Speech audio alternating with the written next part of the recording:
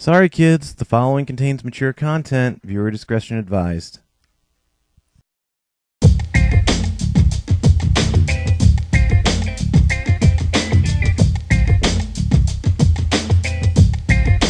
Hey, Moral Gamers, we're back. Today we're taking a look at Fairytale fights. That's right, Little Red, get your picnic basket.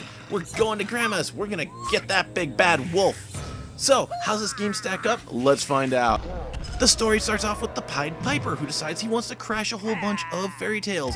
And he does this to get his own glory, get a statue made to him, and become ruler of all Fairytale land. I don't really know, because the story isn't very well told. You actually get a whole bunch of cutscenes that don't really make a whole lot of cohesive sense, except for the fact that you know that fairy tales are being ruined.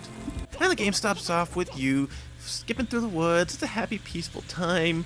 All of a sudden you come against some bad guys that you're gonna beat senseless. And you do this by flicking the right stick in the direction you want to attack.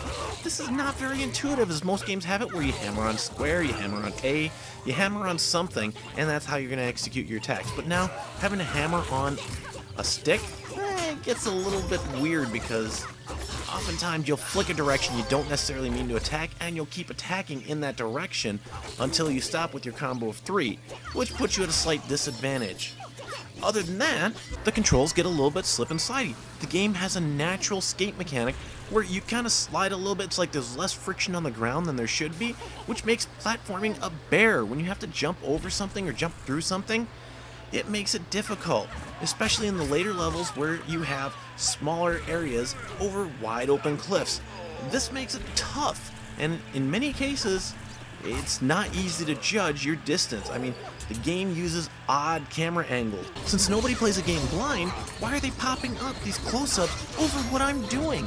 I'm trying to beat the living daylights out of this guy before he gets me. Why, guys? Why? This is visually not functional for the player.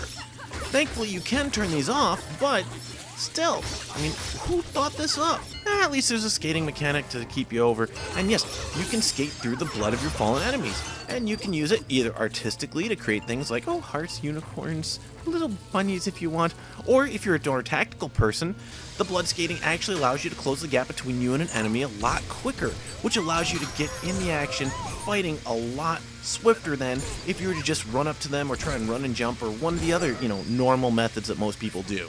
But the question is if Fairytale Fights is worth your time, and at $10, well, it is a hack and slash dungeon crawler, and I put emphasis on the hack and slash, because you are literally going to be hacking and slashing enemies to pieces. Now, the game also has a little bit of a learning curve with learning how to flick the right stick anytime you need to attack someone, so you figure that a little bit, that's gonna detract from it. But overall though, the game does what any 4-player title should do. It provides an arena where people can get together, play through levels, and have some fun doing so. And even on the PlayStation 3, to my surprise, it supports multiple profiles, so you can have people with different profiles in your PS3 logging in and playing together. Altogether, it's not a bad game, it's not a great game. It does suffer from a lot of the camera angles and the learning curve of the stick, but other than that though, it's a decent enough game, and if you're bored, hey, $5-10 for the game, you might want to pick this one up sometime. From a moral standpoint, this game, well, no. No. Lots of blood, lots of entrails, you're literally cutting enemies open in half.